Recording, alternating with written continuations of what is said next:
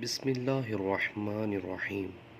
رسول اللہ صلی اللہ علیہ وسلم نے ارشاد فرمایا، حضرت ابو ہریرہ رضی اللہ تعالی عنہ فرماتے ہیں کہ رسول اللہ صلی اللہ علیہ وسلم نے جمعہ کے دن کا ذکر کیا تو فرمایا، اس میں ایک ساعت ایسی ہے کہ اس کو جو مسلمان بندہ پالے اور وہ کھڑا ہوا نماز پڑھ رہا ہو اور اللہ تعالیٰ سے کچھ مانگے تو اللہ تعالیٰ اس کو وہ چیز ضرور دے دے گا۔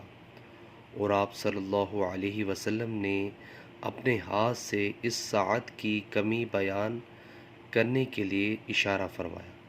صحیح بخاری کی حدیث ہے۔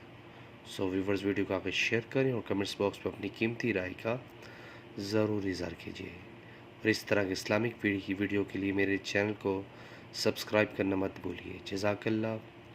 السلام علیکم ورحمۃ اللہ وبرکاتہ۔